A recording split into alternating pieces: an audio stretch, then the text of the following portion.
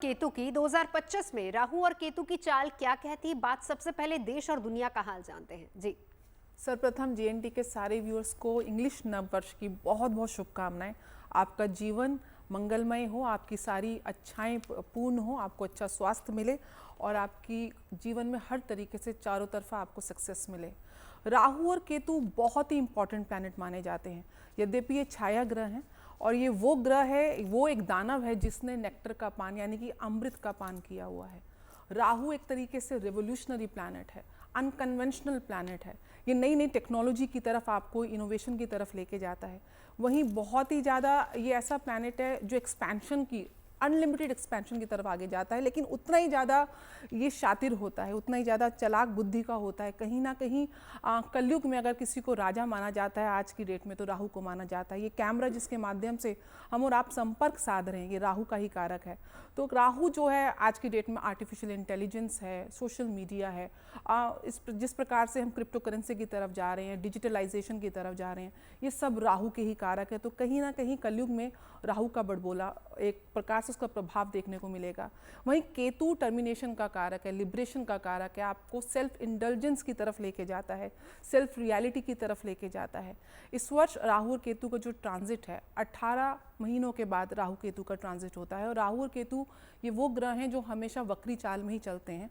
इस समय प्रेजेंटली राहु जो है वो मीन राशि में, गुरु की मीन राशि में है, और अब कुंभ राशि में 19 मई को प्रैक्टिकली आप देखेंगे तो 19 मई को प्रॉपर्ली ट्रांजिट होगा राहु का।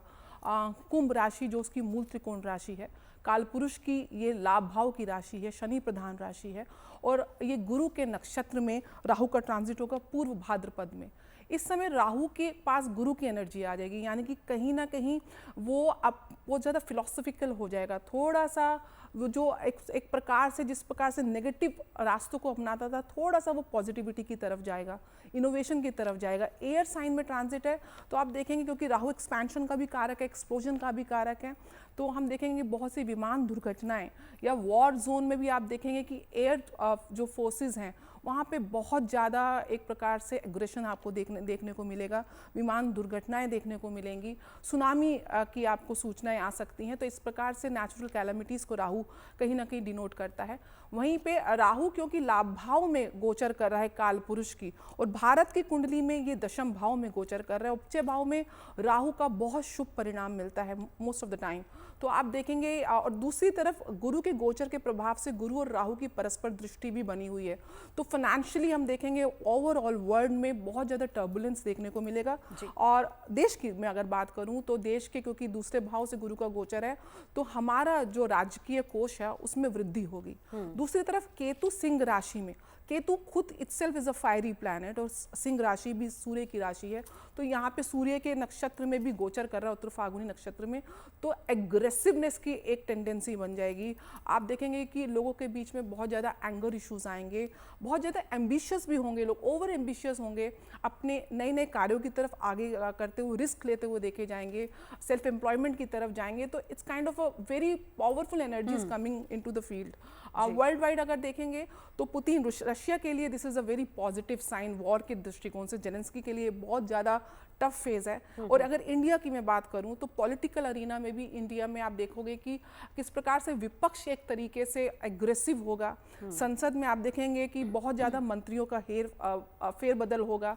कहीं ना कहीं संसद इस वर्ष भी चलने नहीं दी जाएगी, ऐसा देखा जाएगा। बहुत ज़्यादा एग्रेशन और एक प्रकार से बैलेंस नहीं बना पाएगा भारत का जो पॉलिटिकल एरिया है, बहुत ज़्यादा सिविल राइट्स की तरफ जाएगा। लेकिन प्रैक्टिकली राहु की पॉजिटिव एनर्जी इस वर्ष उसको बैलेंस करेगी, क्योंकि भारत की लगन कुंडली में भी राहु कहीं ना कहीं काफ़ी ज़्यादा प्रोमिनेंट है। साथ में जो दशा भी चल रही है भारत की, चंद्रमा की दशा, यानी कि उसके 3rd हाउस की दशा, तो एक प्रकार से पराक्रम और पुरुषार्थ जो प्रेजेंट गवर्नमेंट है वो उसको कहीं ना कहीं उसके ऊपर बहुत स्ट्रॉन्ग एक्शंस लेते हुए देखी जाएगी। बिल्कुल जी।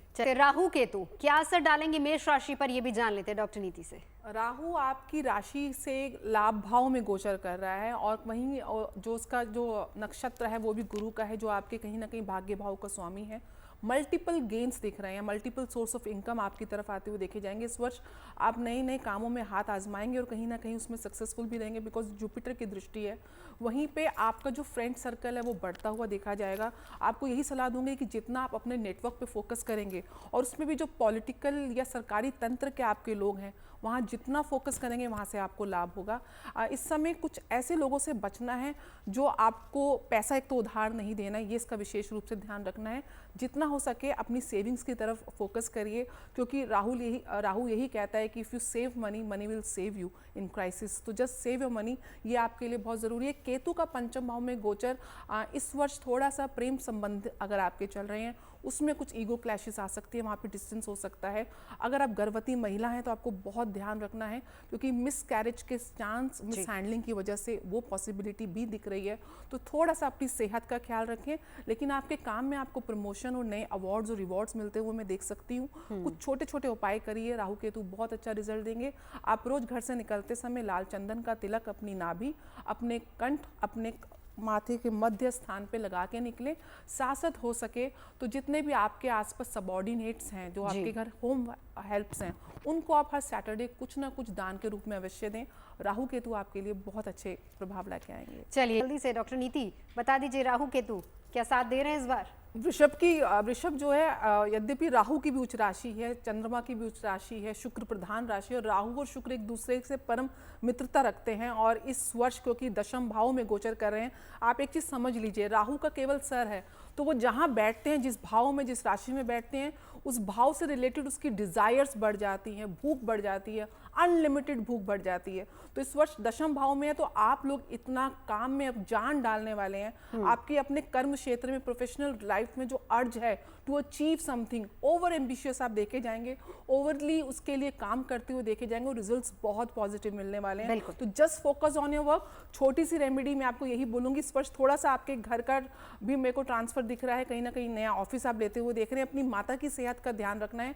ओम श्रीम और ओम भ्राम भ्रीम ब्रोम सह राहवे नमः, इस मंत्र का जाप 108 बार सुटीक की माला में रात्रि में, क्योंकि रात्रि में ये प्लैनेट ज्यादा एक्टिव होता है, एक माला करके आप सोइए और फिर देखिए राहु किस प्रकार से आपको शुभ परिणाम देगा। अगर आप मुझसे जुड़ करके अपनी समस्याओं का समाधान चाहते हैं और चाहते हैं कि आपकी समस्याओं को ज्योतिष के माध्यम से सुलझाया जाए, तो आप हमसे संपर्क कर सकते हैं, जुड़ सकते हैं एस्ट्रो तक पर।